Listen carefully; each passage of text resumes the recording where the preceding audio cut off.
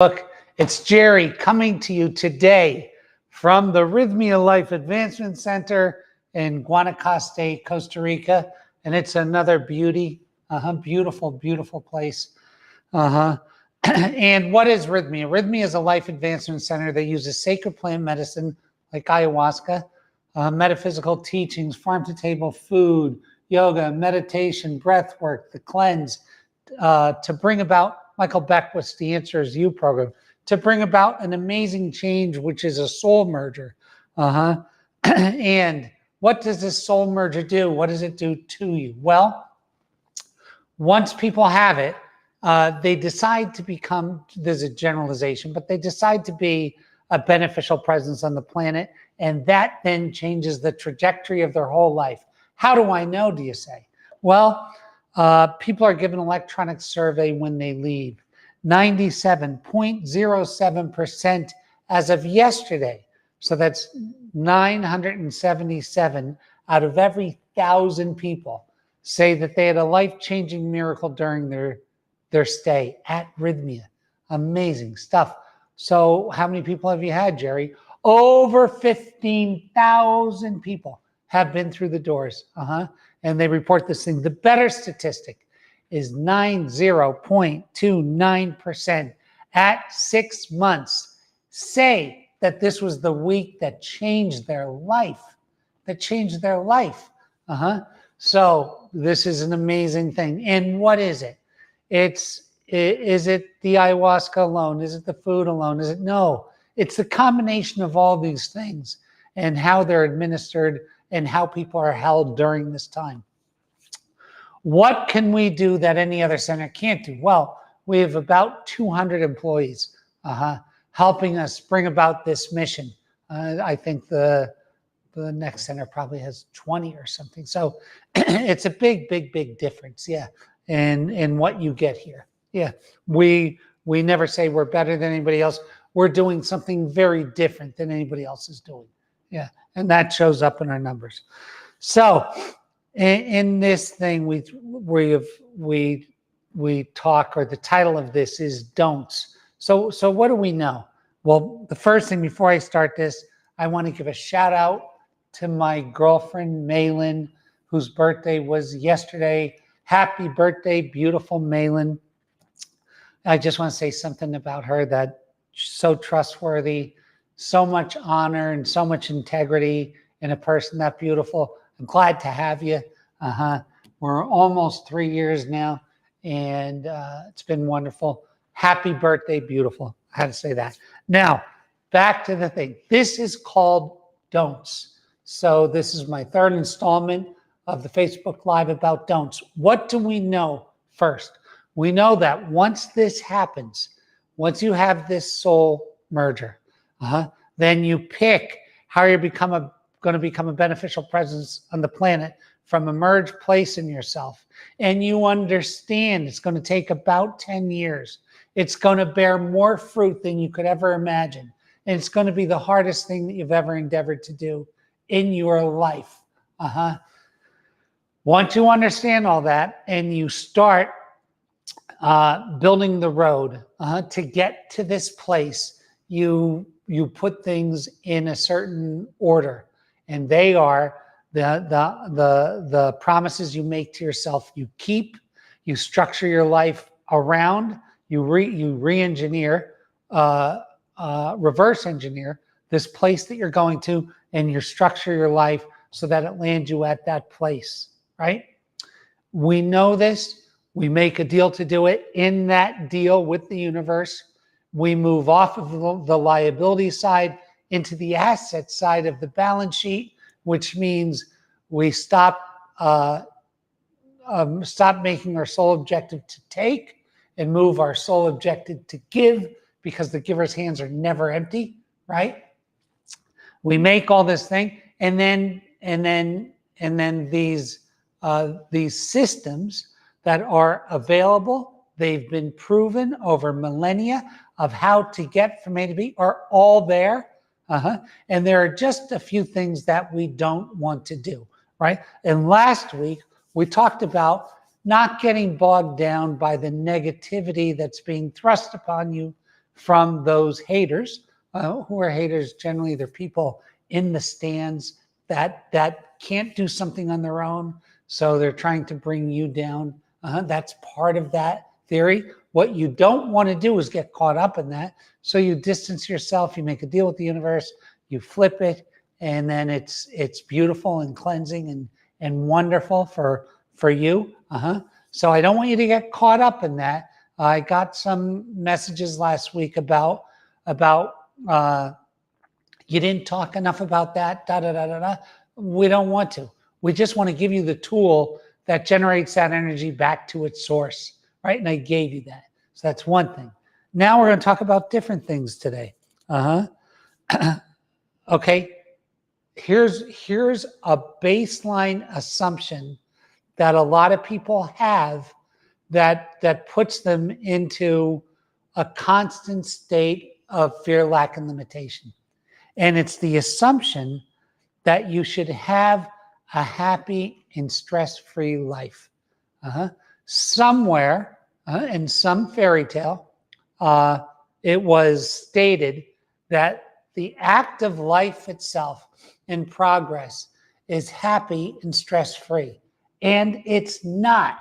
It's just not how it works, right? So if we go into a new deal with ourselves, we made a deal with ourselves to become a beneficial presence in this exact way, and we expect that to be happy, easy, and stress-free, we just are setting ourselves up for one huge letdown after the next, and another letdown after that, because that is not how it works, right?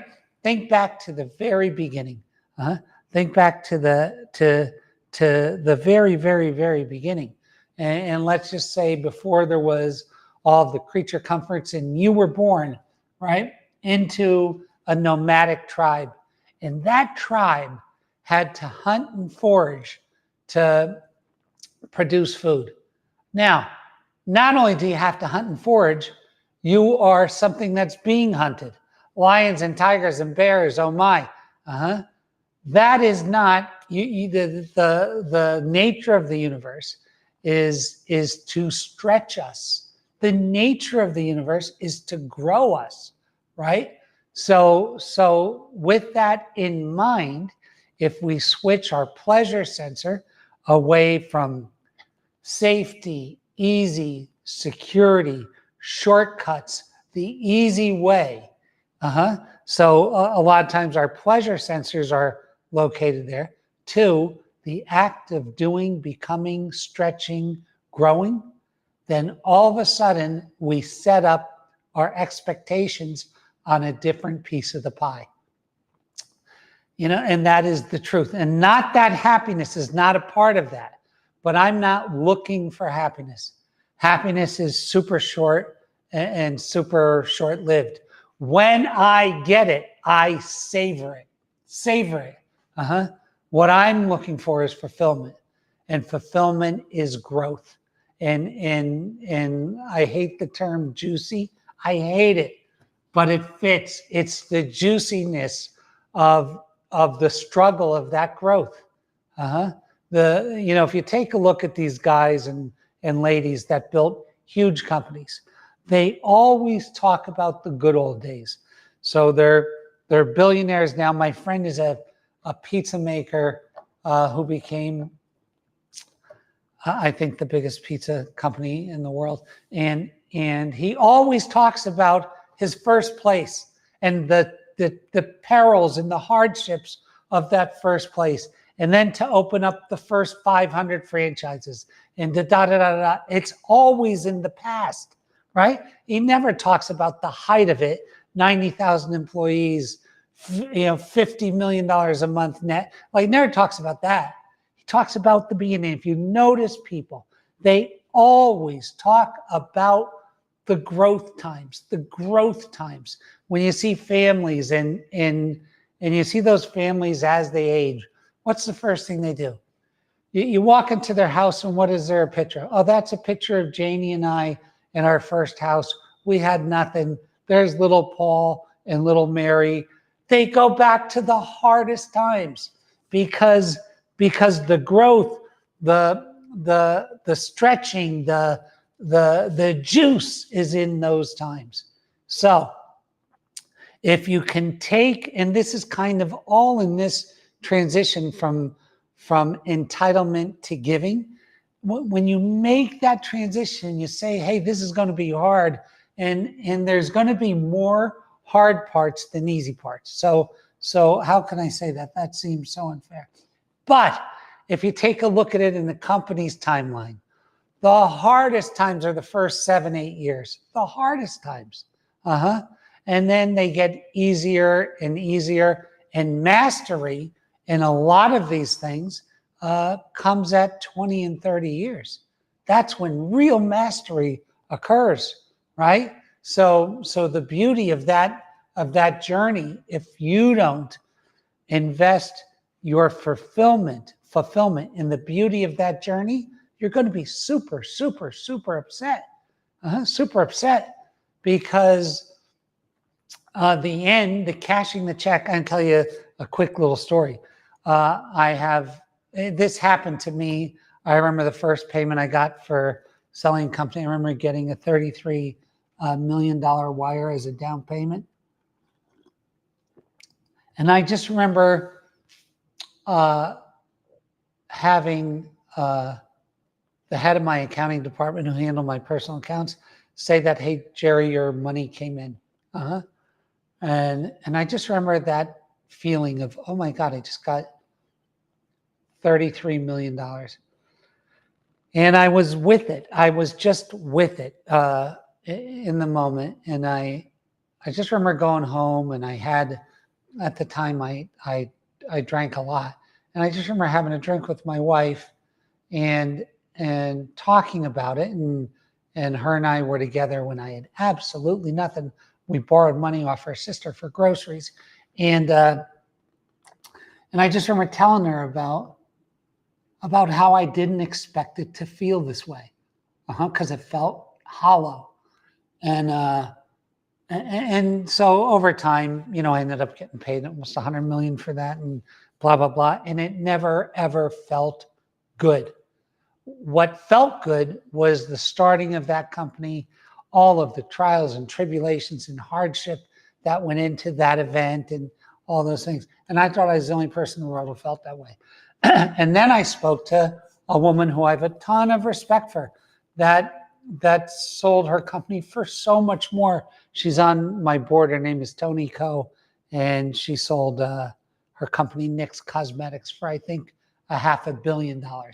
And she talks about being on her computer and seeing the wire come in and counting the zeros and then falling asleep and thinking, wow, that was weird. So what I'm going to tell you is, if these events, these capital events, or the Final Four, or the Super Bowl, or they're one game that sometimes you can be on a team your whole life and not win the Super Bowl. But the everyday is the rest of it. And the everyday is what is cool. And if you got to adjust to that in order to make this process super cool and fulfilling. Now, the second thing is, and this is all fear, lack, limitation. It's all of coming out. I did a podcast with Michael Beckwith about 10 days ago, and we talked about these things and about the idea. A lot of people have the idea that the world in itself is now a hostile place. And so when they're operating and they're in pursuit of their beneficial presence package, this thing that they're becoming to become a beneficial presence, they believe that they're doing it in a hostile environment. And that in itself is untrue. And why do you say that? And I just wanted you to use your eye math. I see, no matter what city I'm in, I hear of bad things happening because of the news, but I very rarely, if ever, see it. So what do I mean by that? So I saw a guy die of a drug overdose in La Coca-Cola in San Jose, Costa Rica. But in that times I've been in San Jose, I must have seen over 1 million people walking and da-da-da. And I saw one horrible thing happen. So by and large, on balance, people are friendly. On balance, people want to help you. On balance, people take peace over war. On balance, right? So you will always have these things. And there's a guy named Chris Ryan who wrote a book just a few years back called The Better Angels of Our Nature, and did an in-depth analysis on where we're at as humanity. And as humanity, we are living in the least violent times of the last 12,000 years. So you are in a system that keeps getting better and better and better. Unfortunately, there is not a news station that reports on acts of kindness.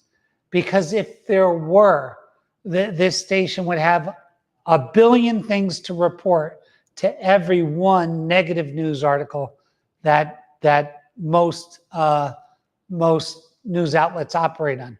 What has changed over the past 100 years is our access to things that are happening that are bad. So the internet, in other words, the internet gives us live footage of wars in motion. And you can, if you turn between the internet and CNN and Fox and CBS and and you look at all this stuff, you think the world is ending. But in fact, if you're viewing it from a city like New York, there's 18 million people there getting along, not having a problem with each other. And there are 5 things that went wrong that day. So you really got to believe that I am in an environment that continually is getting better, and that is based in kindness, in compassion, in getting along, because that is the basis of it. There are people in groups who are not, but that's not the 7 billion of us. The vast majority of the 7 billion are getting along. Very interesting thing. And the last thing. So here are the 3 things I wanted to cover today. So number 1, the assumption that you're going to have an easy go of it is a problem. The assumption that it should be happy and stress-free and easy is wrong. The assumption or the idea that you're starting out your thing from a hostile place is wrong. And you want to get rid of that. And then last, I don't want what I see a lot of, especially lately in our culture, is people are using spiritualism and different types of spirituality, different methodologies in spirituality to create bypasses away from doing the hard work of the truth. So, I'm sure we all know people that are doing, 50 million different spiritual things. They just got back from India. They're going to China. They're doing this. They're doing that. They're grabbing this guru. They go from this guru to that guru to this practice to that practice to this to without ever doing the hard work. And what is the hard work? The hard work is, who am I right now? Not I am love, light, beauty, and that. It's who am I right now? And addressing those things, sitting with those things, and making a commitment to make those things better. See, so what I don't want to use, and this is one thing people get really confused with plant medicine. They go, hey, I did plant medicine, and it said I would find the woman of my dreams, and I would be a multi-millionaire, and I would be the best leader of the orchestra that ever happened in pops, and I would do this and I would do that. That's true. So what is that medicine showing you? The medicine is showing you your highest potential. Now, once she shows it to you, you have to go do the hard work and meet it. So the medicine is showing you in your highest potential. Now, I'll talk a little bit about this today, and that'll be it. Our highest potential is generally 200 to 300% more than what we're doing when we think we're maxed out. Boom. So I'll tell you some people that operate or have operated at their highest potential. I believe that Michael Jordan operated at very close to his highest potential. I know that Kobe Bryant operated extremely close to his highest potential because he gave everything.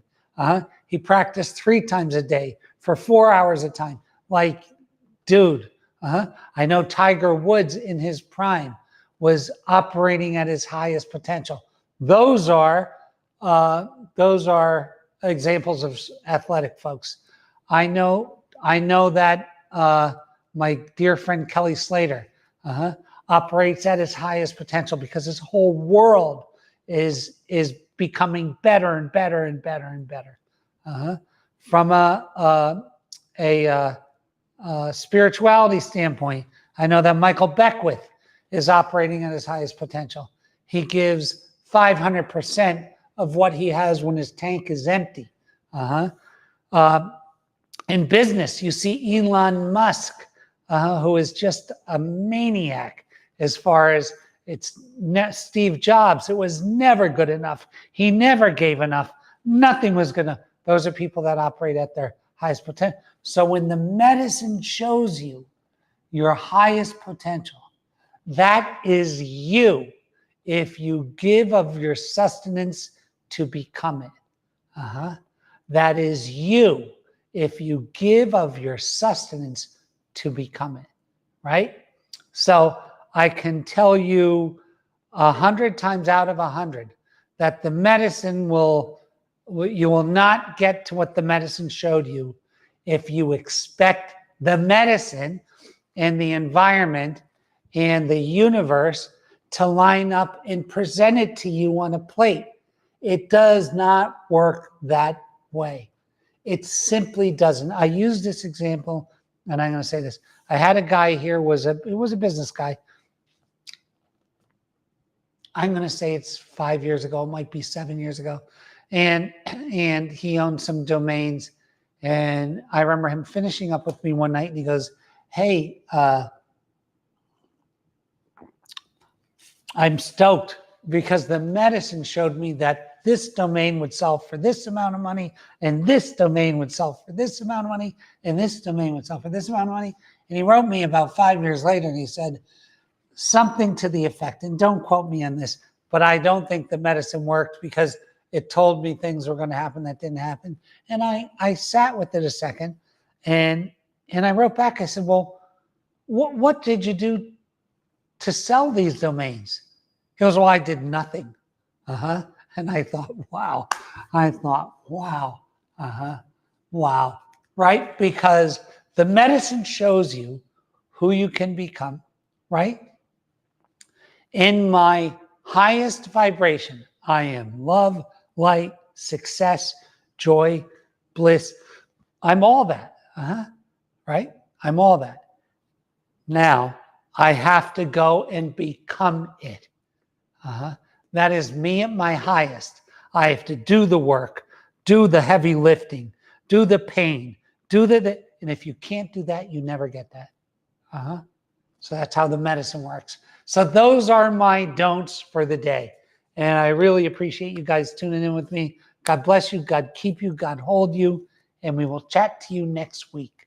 Cheers.